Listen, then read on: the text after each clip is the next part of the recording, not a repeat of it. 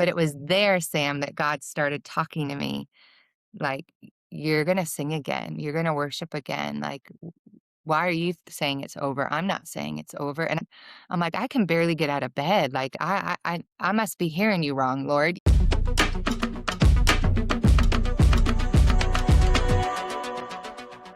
I have the privilege today of hanging with my friend, Mhm. singer, songwriter, worship leader, author, Jamie Jamgochian. How are you, Jamie? Hi, Sam. It's so fun to be on your podcast today. It's good to see you. Absolutely. Absolutely. Great to see you too. You were actually on my original short list. Are you serious? Yeah, absolutely. Aw, makes my heart full. Thank you. This is so fun. I don't think I've mentioned this to you, but just this morning, I was going back and listening to Hear My Worship. Yep, that's an oldie. Okay, so when I was probably 20 years old, I was a young worship leader at this little church outside of San Diego. Love it. And I would get Worship Leader magazine because I'm just like, someone teach me how to do this thing. Shout out to our partner, Worship Leader magazine, Worship Leader Media, who I partner with for this podcast. And they had at the time a program called Song Discovery. And I'm pretty sure I'd be willing to bet that's the first place I heard Hear My Worship. And so this morning I was just listening and remembering how much I love that song. And we sang it at our church. And so thank you. Thank you for that song. Gosh, that encourages my heart. That's like 24 years old now, I think. Is it really? That is so cool that, like, you always wonder what happens. Like, do people hear it through there to worship? We watched what it did on CCLI, which was so encouraging in that season to know that other churches were singing it and just grabbing onto the heart of that message, which is still my heart beyond anything, beyond the songs, beyond the music. Lord, hear our hearts. Let us be true worshipers or artists, whatever your craft is, songwriters. Let us do it in spirit and in truth. Gosh, that makes me tear up 20 years later. Still my heart. I love it. Well, let's dive in and just go back to the beginning for folks that are just going to get to know you today. So you were originally a jazz pianist, Matt um, Valentine, yes. playing bars and cruise ships. That's awesome. I started with just like classical piano training when I was young, 7, 8 years old, loved piano. It came very easy. It was like the first thing that just clicked in my life. School was awful, sports were awful. And then I got bored from classical music and I was like, you know what? I think I'm gonna merge into jazz and pop. I don't know why. I don't know why that thought came to me. I think I was young, in love with New Kids on the Block, totally dating myself. And Debbie Gibson, do you remember her? I remember the name for sure. I get lost in your eyes, that whole thing.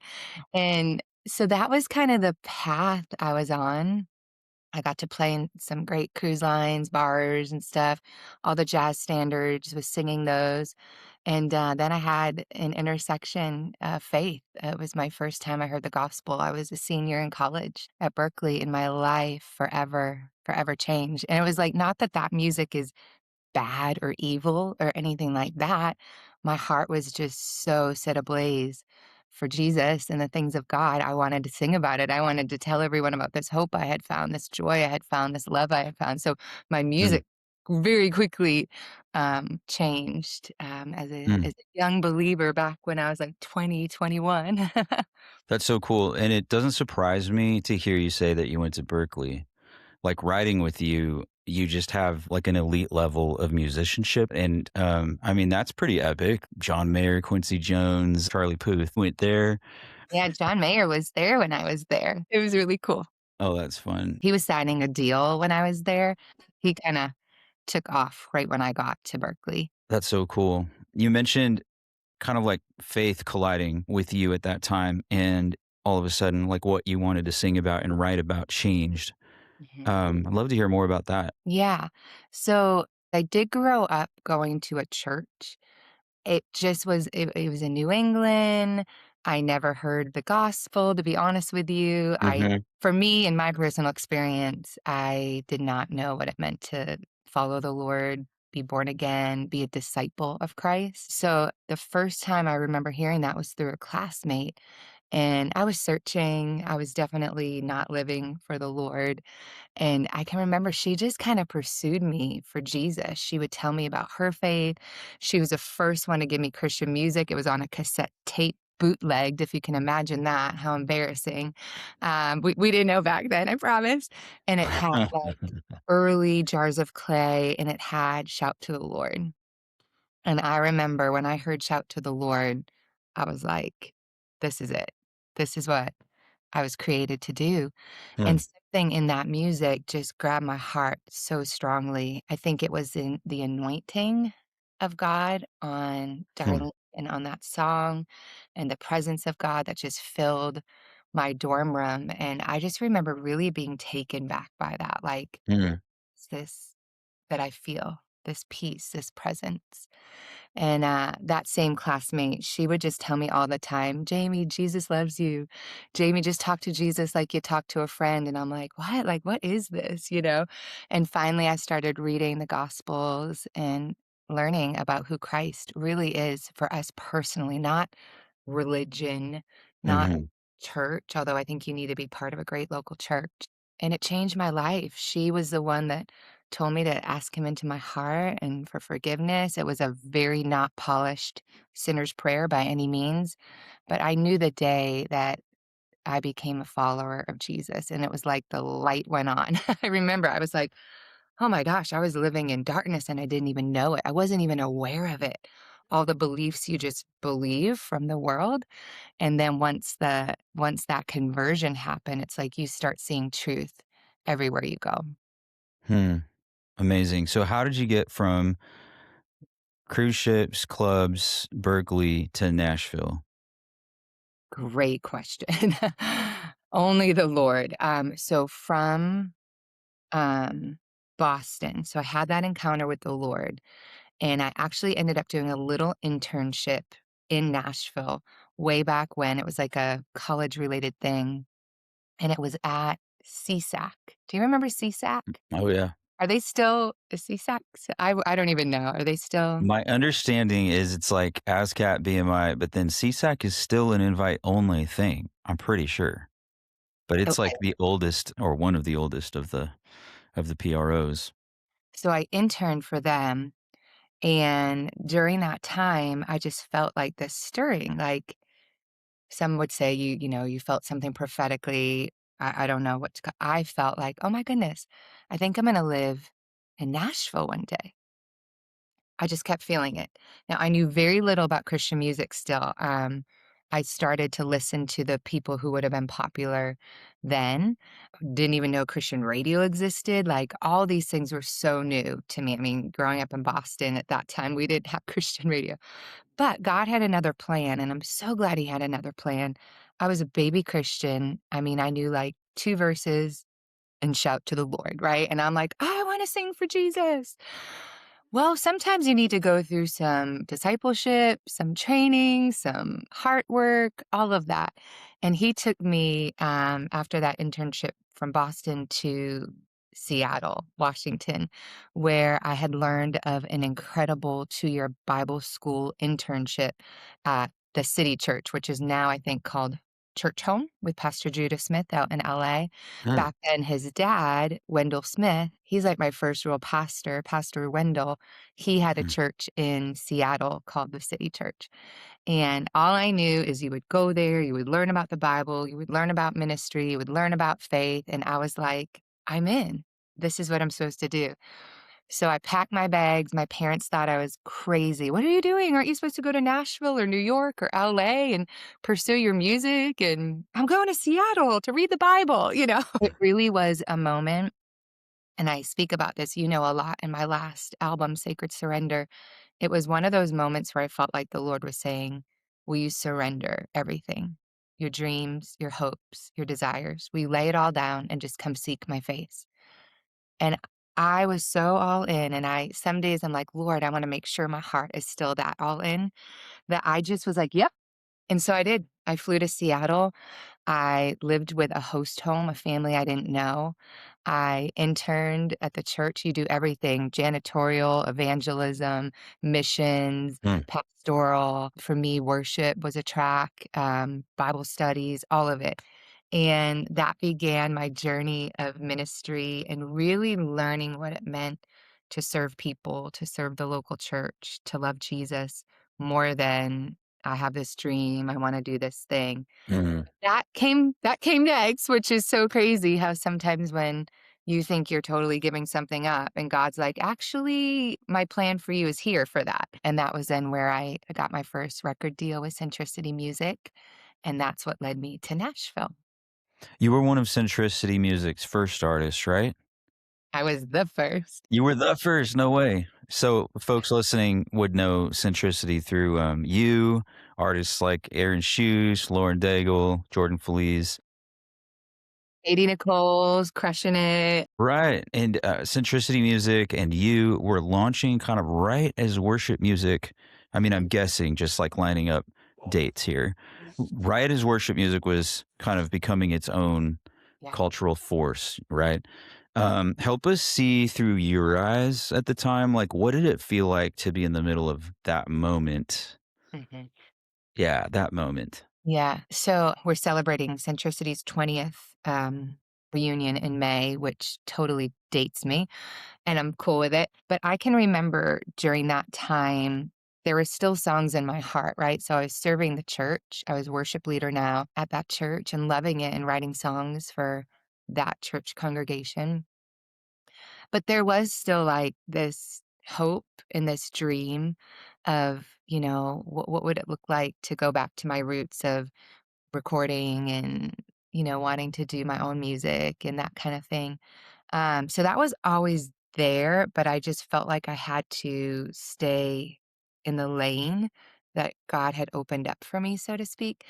So when Centricity approached me, it really was like a family that was like, they go to our church, they believed in me, they wanted to start a music label. Their son in law does these incredible tunable studios that he builds, and that was part of his thesis for Mm, schooling where he was at.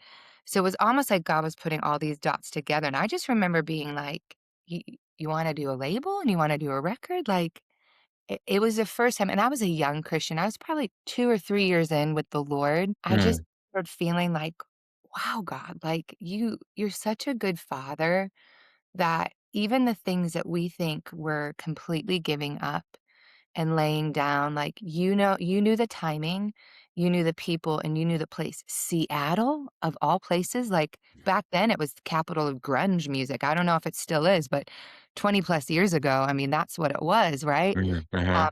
they had one little Christian radio station at the time that's now blown up, Spirit.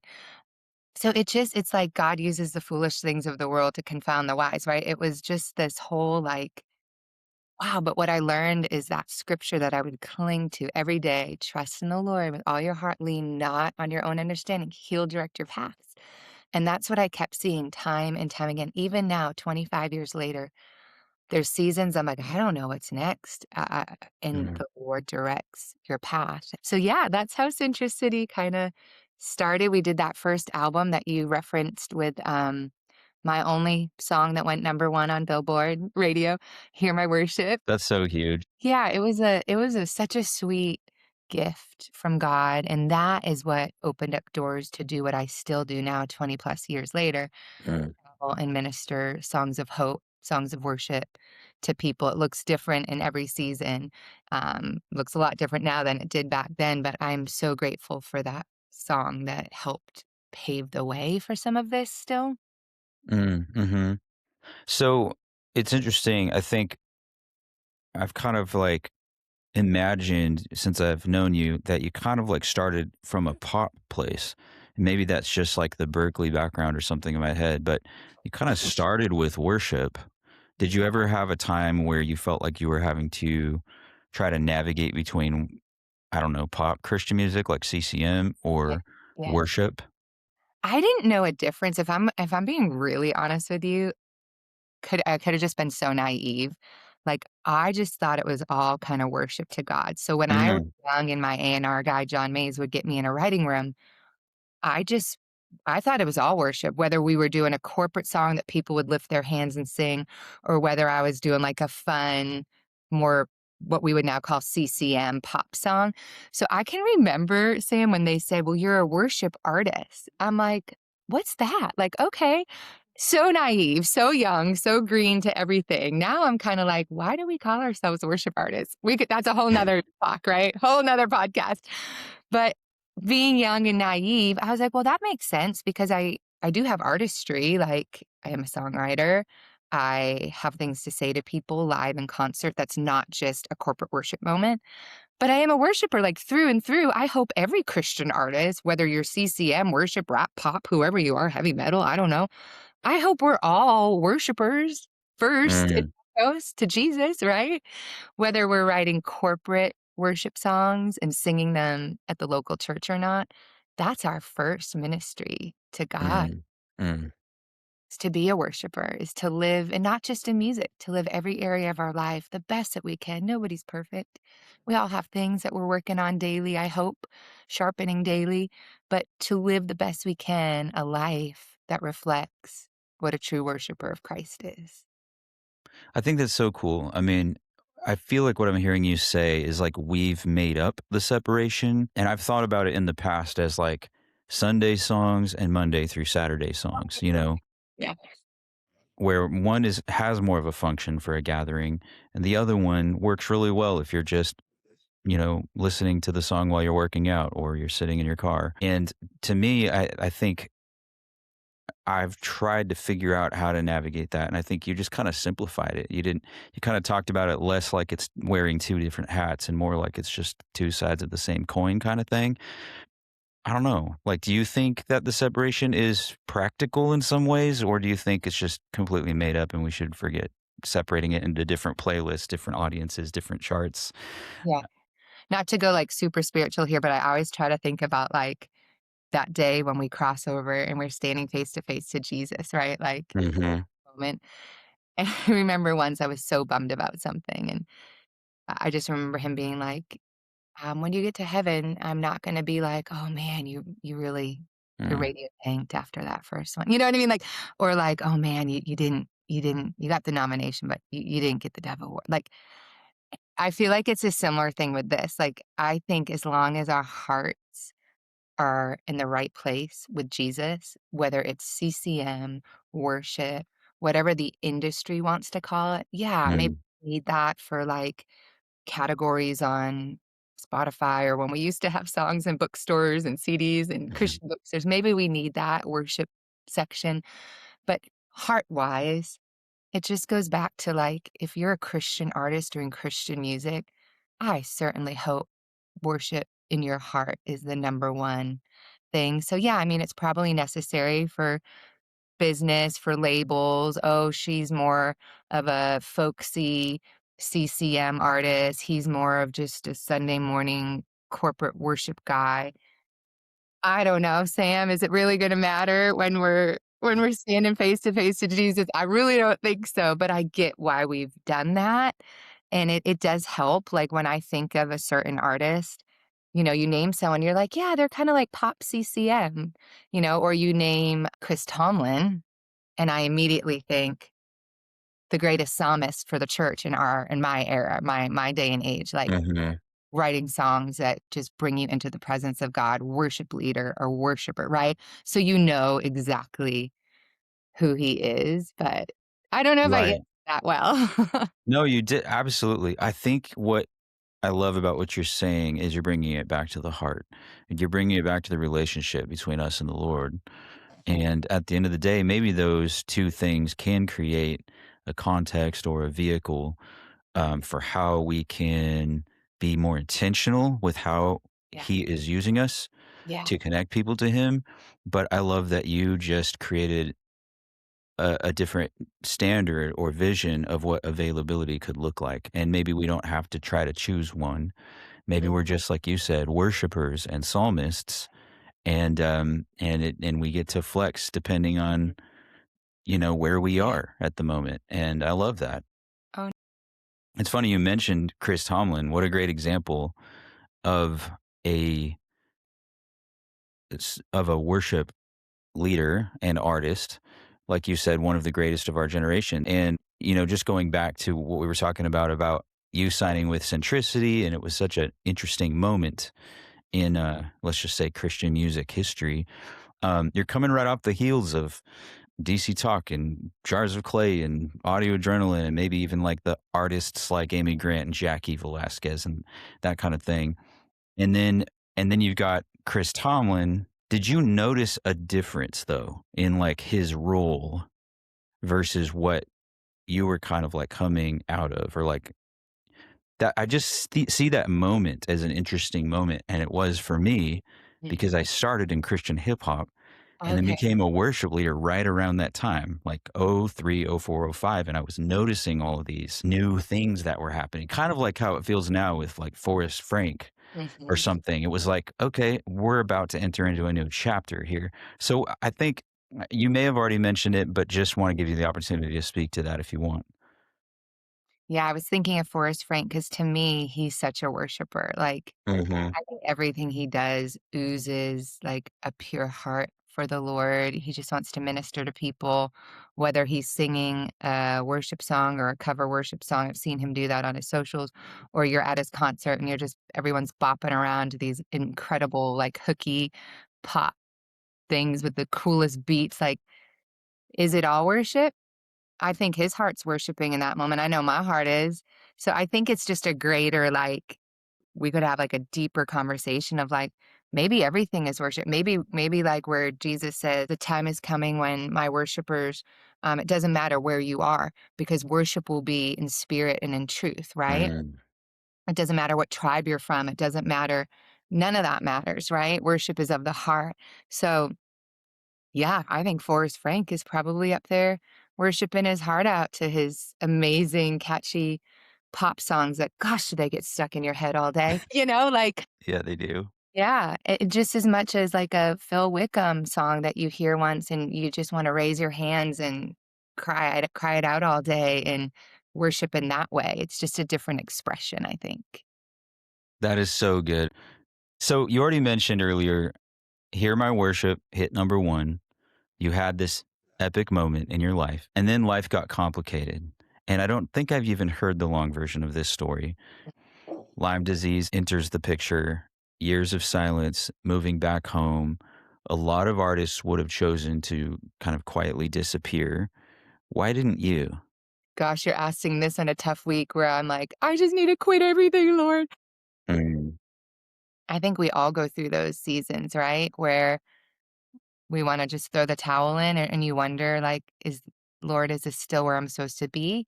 And does this still Mm. have impact? Because I don't wanna do it just to do it. Like, I don't Mhm. like that. I wanna know that I'm right where I'm supposed to be and that there's good fruit in my life and that the Spirit of God is still on it. We can all Mhm. stay busy, but I don't think busy always equals holy or. So yeah, I remember when I got sick, I was helping an incredible church grow. I was on staff there, the Belonging Co., an incredible movement here in Nashville. People around the world know our worship music. I'm still there. I'm not on staff. I got really sick with Lyme disease. I think it was coming for a long time, but I hit that kind of crash and burn moment, and it got dark for a season of just first of all, when you don't feel well, and it was really bad, like, the headache I can't even describe to you, nothing would touch I remember going to the ER one night and, like, even what they were trying nothing would take away this neurological pain. It's a bacterial infection, so, you need to treat it properly, and, Mm. I had the long-term, like, late stage chronic neurological, so it's not just like, "Oh, you get a tick bite, you go get antibiotics." This was, like, years past that. And, a lot of Mm. people that have experienced chronic pain, you know what that feels like day in, day out. It's this battle of, like, I'm a joyful person by nature, but oh my gosh, I can barely open my eyes. The lights, the everything is killing me, the noise sensitivity. And that moment in life felt very limiting. It felt very just all I could do was get through the day, until I got treatment. But I'm wearing my He Still Does Miracles hat today because I believed that during that whole valley wilderness sickness season. I can remember there were days I felt like Job, like, God, what have I done? Where are you? Like, did I deserve this? Your head, your mind goes everywhere, right? And I was like, please redeem this. Like, what is this? I don't think our good Father puts sickness on us. I think we live in a broken world where there's disease and chaos, and touring probably took a huge toll on my body. And I've learned how to live a holistic, healthier lifestyle now. But in the thick of that, I met with the Lord in a new way in that season.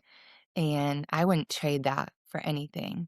And I can remember when I found the proper center to treat it, I went there for several months and did like these all day intense infusions and IVs. It was awful, but great because finally someone could heal this thing. And they had countless stories of patients who had been healed.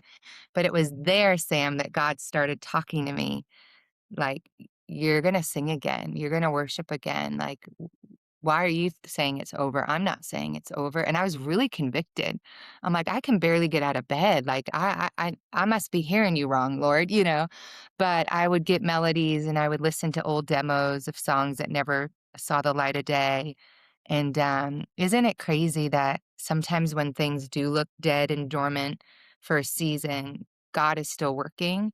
And it was out of that season that a beautiful new album came out, and then a second one, and then a new partnership with a new label. And it was just kind of like, wow, God, like, I guess I'm not done. And I don't ever want to push something, but if you're still opening doors, then I'm still signing up for this.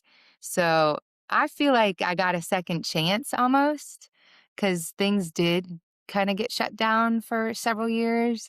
And I don't know. I'm like still kind of like, wow, we're doing this again, touring every fall, every spring. Um, it really was the grace and the goodness of God, but I would give it all up tomorrow if the Lord gave me that release. Like Mhm. I don't wanna Mhm. cling on to any season too tightly. I remember when the book thing came around, I was like, "We're writing books now? What? Like, no, I'm not a book writer, I'm a songwriter." And that was such a, like, I had to get over a lot of, like, insecurity and stuff Mm. for that, but if God is on it, then God is on it, right? And I thought, "Okay, so now we're gonna do book speaker, da, da, da." But the Lord is like, "Nope, still got some music in you, sister." And I'm like, "Okay, here we go." Like, I think it's just staying in tandem with him and staying so tethered to his heart Mm. that at any moment, like, as a producer songwriter, like at any moment, this could all go away. The calls could stop coming in, the emails could stop coming in. And so that's okay. I'm still a daughter of God. You're still a son of God. Our identity isn't in producer or songwriter or singer. Like, if you live in that place, it's very freeing. If you live in thinking what you do is who you are, man, that's a tricky place, slippery Mhm. slope, because if it goes away, you're going to have no clue who you are.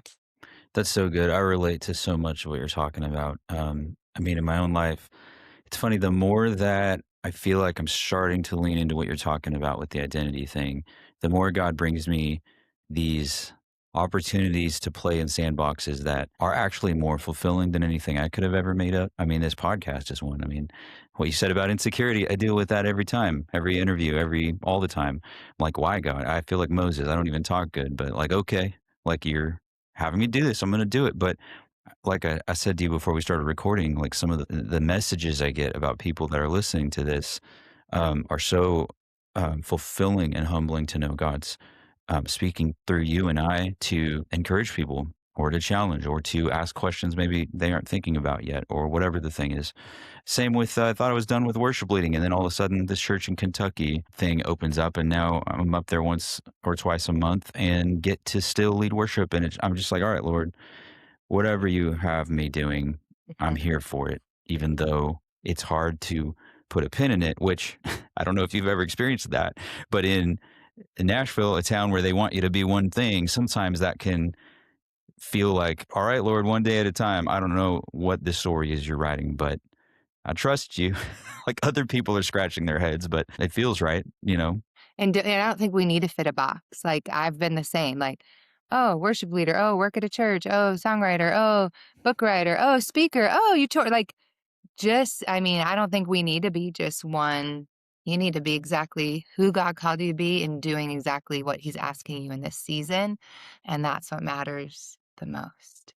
Right. Yes, I've seen that in you as well. I think we're both people, and just ultimately at the end of the day, whatever the medium is, whatever Mhm. the vehicle is, we just want God and people to connect. And so I find it's hard to do that just in a studio or just on a stage or whatever. Anyways, you mentioned the word holistic health, and you and I kind of connected through our publishing company probably around the time my wife was diagnosed with cancer.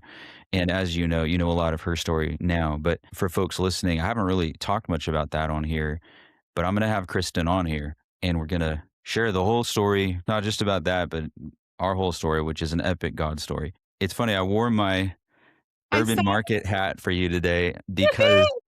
because we've connected a lot about just that holistic lifestyle, integrative medicine, functional medicine, and just how impactful it's been for you and for my wife. And it's funny because you and my wife both tell me all the time, Sam, you need to stop drinking Coke Zero and you need to be healthier. And you guys are both right. And I'm working on it. I'm getting there. Yeah, I just appreciate that about you.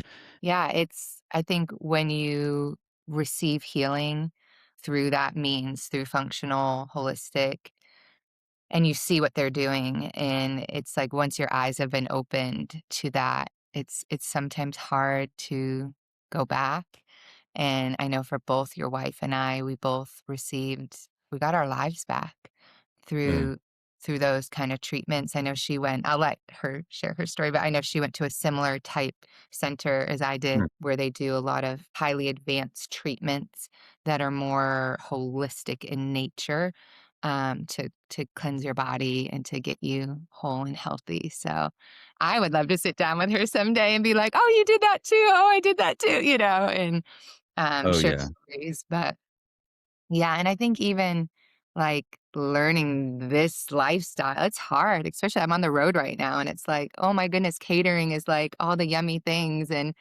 how do I say no? And you're Right. tired. So Uh-huh. like learning how to be disciplined, it's not easy in that area. The struggle is real. I mean, I watch Kristen navigate that all the time, and like she says, she's like, "You know what? I have to remember it's not about perfection. It's an Totally. 80-20 thing, and otherwise life loses its color." But I have a lot of respect for what you guys have to navigate.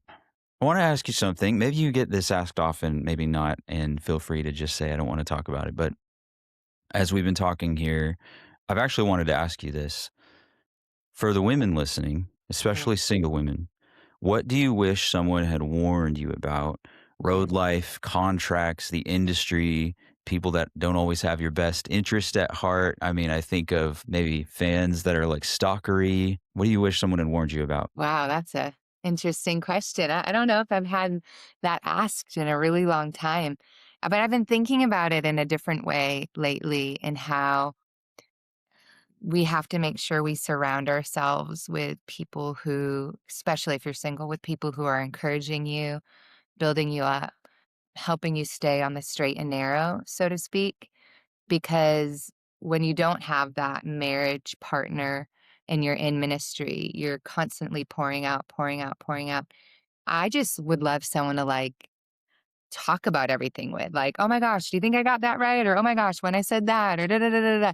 You don't have that. Now you get that through friendship, you get that through mentorship. I'm big on mentorship. I love, love, love pouring into the younger people, but I also have a couple key people older than me and wiser and further along life, not music, but life journey with God that I go to. And I'm like, help me in this area, or what would you do in this area? So I think if you are single and in ministry, you've got to just make sure you have set yourself up for success with mentors, with pastors, with people who are encouraging you, with people who are pouring into you. So you're not just like this lone ranger, because I think that's where things can get a little messy and you get isolated or you start believe in your own hype, or well, I don't know if people do that still, or you just get, for me, it would be like the opposite. You just get so discouraged. Does anyone see me? Does anyone even, you just want someone to be like, I see you, I validate you. And I know we get that from Jesus. I get that from Jesus every day.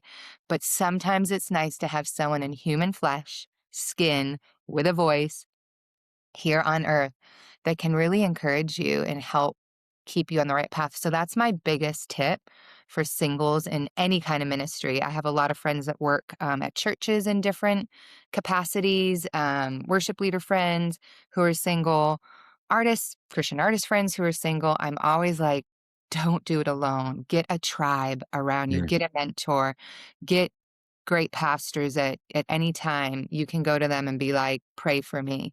I think it's really important, especially where our world is at right now. There's just so much in mm, the spirit realm, chaos and enemy tactics and distractions. And I think more than ever, mm, we've got to be plugged in and grounded and have a good support system. And if you're a minister to any capacity, I hope you're plugged into the local church.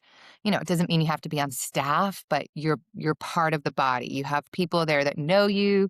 Maybe you're serving in some capacity. It's that ebb and flow.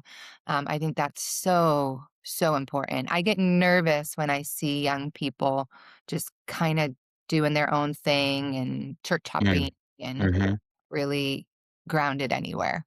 But I do think, of course, as a single man or a single woman in any kind of ministry, I think what's hard is you're shepherding, you're pouring out your heart into others, right? If you are not so diligent about having God pour into your heart and fill your cup, however that looks for you. For me, it's my sunset chats and walks with God, listening to worship music that fills me up, going to a good church that fills me up, hearing messages online that fill me up. If you're not filling up, then you end up pouring out of an empty tank and an empty cup. And I think what can happen is then that whole lonely, I'm alone on a desert island thing gets magnified. So now you're pouring out of an empty cup. You're lonely, you're depressed, nobody sees me, nobody loves me. And you fall into that like very kind of like victim, oh my gosh, I'm all by myself. You know what I mean? Like all that. And so I just think having tools in our lives, because we're all going to have those seasons. And I think some of them might be purposeful, where the Lord does strip away things to really get our attention. I've had plenty of those seasons where it's like the best of friends. I have incredible parents. I have an incredible network of community that does encourage me. But even that, like the Lord is trying to get your full attention and trying to speak to your heart. So I think there mm. are seasons where we all will go through a desert, a wilderness, a lonelier moment or season where He's trying to speak to us a little deeper and get our attention. But I mean, my greatest encouragement for people in ministry that are single would be just to really have a great support system, even if it's just one person that you trust, that you look up to, that really knows you, that, they're on speed dial, they're not so busy in their life that they can't have time for you. I've got a few of those people that I know if I'm in a rough place, I Mm, can text or I can call and just say, will you pray for me? Or will you just encourage me? I am feeling beat up in every way, left and right. Will you remind me? Remind me what you see because I'm not seeing it right now. You know what I mean? Like sometimes you just need to hear that. There's a chapter in my book that talk about how our words carry power and our words can build up or our words can curse. And mm, I think we, as the body of Christ, brothers and sisters, you're so good at this, Sam. Just we need mm, to encourage each other more. Like even when I joined today, your podcast, you had like such a beautiful encouragement for me that wasn't fluffy. It like hit my heart so mm. deeply. Like I think we need to be mindful of that, like encouraging one another, encouraging the singles, encouraging the men and women we know that don't have a marriage, a partner yet. I think that's so important. So, Jamie, I know we've talked about this before, and you encourage a lot of younger artists. Mhm. What's the one thing that you wish someone had told you that you now find yourself telling them? Oh my goodness, what a good question. I do. I have such a heart. There's so many incredibly gifted young indie Christian music artists out there right now. I'm not just their biggest fan of their music, which I'm somewhat it's so phenomenal, but I love their grit. I love their, like, their tenacity. It kinda reminds me of me when I was young. Maybe age calms you down a little bit, but, the biggest thing I see and I would hope for and I think COVID caused some of this, like, it feels like a lot of people are still displaced Mm, and are trying to find their tribe, trying to find their community, whether that's local church, whether that's something, a mentor or a cheerleader in their life, or a truth teller. Because as much as we need the cheerleaders, we also need the people that are going to say, hey, like, can I share what that felt like when you did that or said, like mm, someone to kind of call people up a little bit, I guess. So I just think it's really important as much as you're honing your craft and you're doing your songwrites and your demos and your reels and all of that, have managers, all of that is so important. But also, how are you doing spiritually? Are you accountable to anyone or is anyone speaking into your life? And encouraging you, but also challenging and calling you up a little and being open to that, being teachable. And I think it will help with longevity in your career and your ministry as well. I'll ask this as a follow up to that. When I was first feeling the stir to pursue doing some sort of podcast thing, I asked a whole group of artists, like, what do you need the most? And the majority of them said mentorship.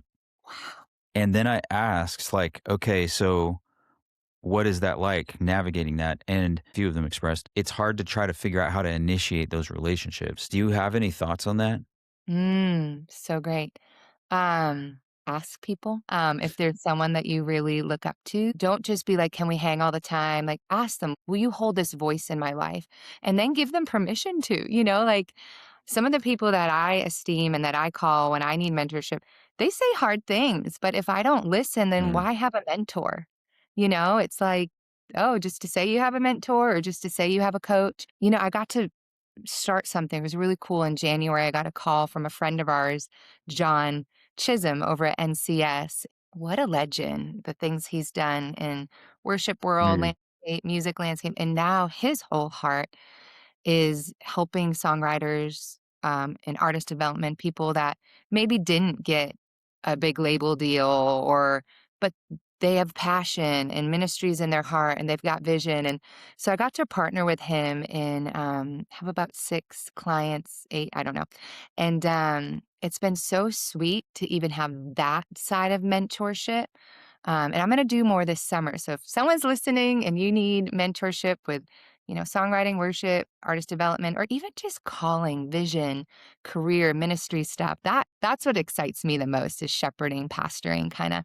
Um, awesome. but find someone, and it's just like dating, Sam, you might need to have a few meetings to see is this a good fit or not?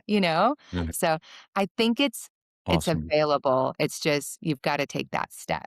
I've observed a lot of times, and I saw this in myself in my younger years, but I see it in new artists, and you do too, I'm sure, living in Nashville, of this like sense of artists wanting to ask permission of the industry to Mhm. do the thing God already called them to do. And I think what I've observed is just a little bit of a deer in the headlights where maybe the call is clear, but they just don't know how to do it without help, if that makes sense. And so I really feel like that's where the rubber meets the road. I'm really grateful for folks like you that see that as well and just want to step into that gap and help navigate. Like, hey, here's where you do need help, or here's where maybe you just need to get some business classes and learn how to do it. Maybe you don't even need a label. Maybe you don't need a publisher. Yeah. If God gave you the calling, he's the one that already gave you permission. So just go do it, you know? Yeah, and being receptive, like, I'm sure you've had this as well, there's times where you really mean well, like, you maybe you feel like a big sis or a big bro for you, and you're saying things out of place of love, but sometimes people can be so sensitive or that it's taken so wrong, and you're like, "Oh, good lord, I was just trying to look after you and help you and give you some wisdom that I've seen in the industry the last 30, almost 25 years, whatever it Right. is, and I think that you have to learn that as well, and, I've learned that the hard way sometimes and just how to be like, "Okay, it is what it is, and Lord, you Yeah. know my heart," and but yeah, I think if I could tell my 22, 28, 30-year-old self something, it would be, to be teachable and to be open to correction and wisdom and all of that. Totally. I mean, being from the coast out in San Diego, LA, like we just say stuff that we mean. I don't know if you see that coming from Boston. Yeah, Same, same, but we gotta be so careful here because it's I like guess. yeah, Yeah. yeah.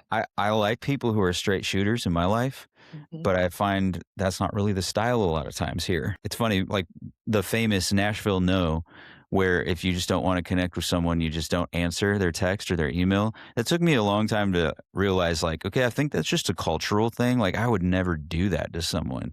You Yeah, know what I mean? but I think as believers, we need to call that up higher. If you're ghosting or you're just not responding to someone that, you were in a relationship with, whatever, like, please have a conversation. Please, like, that to me is just poor stewardship of being a follower of Jesus. Like, that has nothing to do with music. That has to do with like heart and character. And I hear of that a lot in this town. And I'm like, people do that? Like, come on, like, just tell the person you don't wanna hang out anymore, you don't wanna work with them, or you don't want them to produce for you, or you don't like, Yeah, I there's still nice ways to say it without completely ghosting people. Now, I ghost people because I'm just unorganized and oh, I lose texts and emails all the time. And some of it, that's why I'm hiring an admin right now, is because good, please help good. me not be a jerk to people. But yeah, you're right. We can get better at just let your yes be yes and your no be no. So there you go, folks. If you're needing mentorship right now in that area, consider yourself mentored. We don't know all the answers. I hope just speaking from a little bit of experience and living here in this beautiful, wacky music business town the last 20 plus years, we've learned a couple of things, but man, I do not have all the answers by any means. Recently, you released a book and an EP. Are they connected? Is there a theme you're camping out on right now with those, or are those two things that came from different places? Yeah. So I had the Sacred Surrender album that you got to be a part of, that was out in 2024 or 25, and so that was, like, my surrender theme, and then the book, Sacred Surrender, came out in October that has to do it's called The Practice of Waiting Well with God. It's a lot of my journey of overcoming and how to wait well and how to trust God in the in-between seasons of life, that we Mm, all go through. It's not just for women, even though it's pink, a lot of men are enjoying it. The cover is pink. I'm like, "Why did I do that?" But, yeah, and so then this EP that came out is actually called Sacred Moments, and it was just some spontaneous worship, prayers, declarations, meditative thoughts that happened in the studio when I was recording, one of the Sacred Surrender tracks. It just my producer was like, "I'm just gonna hit record, just go." So for 48 minutes, I just kinda poured mm, out my heart, my worship, and, he went into the studio and made those into 5 tracks: Be Healed, Be Still, one's about anxiety, surrender, benediction, and they're just very mm, flowy. If you're like the soaking music kind of person, you'd probably love it. If you like more standardized CCM polished songs, you're not gonna like it. It's very unpolished, but I'm really proud of it because it's something that God put on my heart like 20 mm, years ago, but nobody would get behind because it's not marketable, it's not mm, radio, it's not any of that. It's like you're entering into my quiet worship time with Jesus and little lullabies from heaven, like if our heavenly Father was singing over you and mm. over me, it I would be love like that. that. So I hope my prayers for anyone like going through a hard season, sickness, health, anxiety, just needs vision and passion for their life. I really pray that those 5 tracks, minister to them.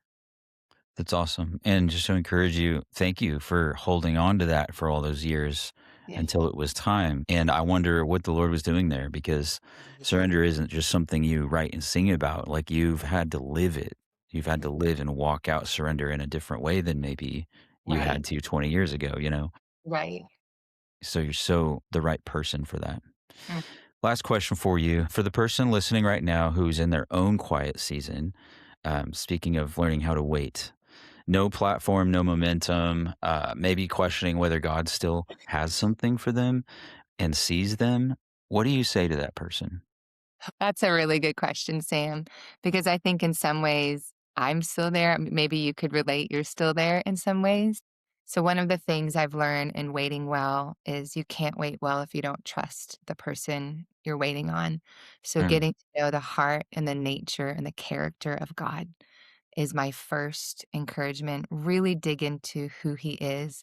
If you don't believe he's a faithful God, then do some heart work on there. If you don't believe he's good, do some heart work around that. Because it's hard to surrender to someone or trust someone that you really don't know, right? So I think when you're waiting on something on someone, you have to believe in who they are. So my first work is always, Lord, am I believing a lie in this area of my life that mm. you want to come into and alter? And sometimes he'll show me, yeah, like you've partnered with a lie and it comes from this. And I have to come out of agreement with that and say, okay, Lord, I actually come into agreement with the truth of the word that you are on time, that you do see me, that you are faithful. And then I think the other thing I do is just filling up now, whether that's some kind of self-care with like, um, for me, hiking, sunset walks, being girly girl and going to get my hair done with my girlfriends, like get a good blowout done on your hair, like whatever that is that fills you up, like as spiritual as you can be, but then also filling your cup up just who you are as a person. If I don't have times with the people I love, and then your cup gets low and empty. So finding those things that fill you in the waiting is so important. Maybe you're a runner, maybe you're a painter, like do those things that bring you joy in the waiting. And lastly, live your life. Live it to the fullest in the waiting. Like book the trip. I've stopped saying, "Oh, I'm gonna do that when, I'm gonna do that when." And so, I hope that's helpful. That's awesome. Well, Jamie, I'm so grateful for who you are. And as I kind of alluded to in the beginning, you've impacted me as a young worship leader, and I'm so grateful for you. And it's been so cool for me to actually get to know you and write with you, and just get to know the person beneath the artist, if that makes sense. So thank you so much for taking the time to be with us today. Thanks for having me on your podcast, Sam. I think you're amazing. Oh, you as well. Cheers.